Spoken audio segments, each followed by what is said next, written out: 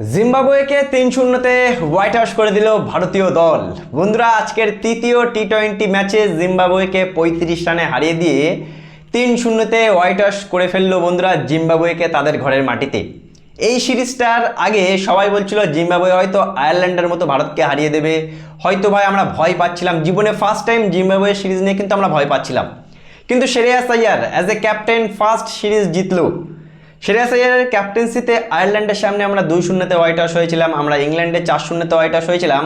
কিন্তু ওই দুঃখ কষ্ট ভুলে শ্রেয়াস আইয়ার এবং ভিভিএস লক্ষ্মণের জুটি 3-0-তে জয় ভারতকে দিল জিম্বাবুয়ের বিরুদ্ধে।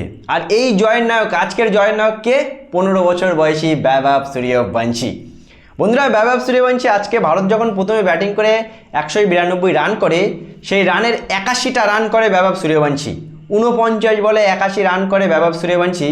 আর ভারতীয় দল মাত্র 35 রানে এই ম্যাচটা জেতে, মানে পুরো ক্রেডিট বৈভব সূর্যবংশী।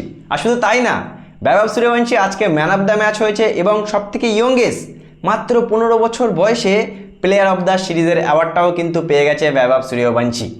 দেখো, আমরা জানতাম যে আয়ারল্যান্ড এবং ইংল্যান্ডের যে ভারতীয় দলটা খেলেছিল এটা আমাদের ভারতীয় দল না, এমন বাজে ভারতীয় দল কখনোই খেলে না।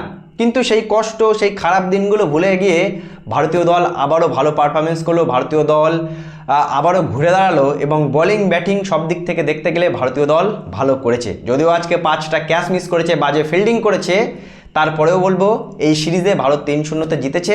এটা ভারতীয় প্লেয়ারদের, Shreyas Iyer as a captain, এদেরকে কিন্তু অনেক মোটিভেট করবে আগামী দিনের সিরিজগুলোতে। সো বন্ধুরা, কি বলবে? যে ভারতীয় দল জিততে পারছিল না, সেই ভারতীয় দল জিম্বাবুয়েকে 3-0-তে হারিয়ে দিয়ে সিরিজটা নিজেদের নামে করলো।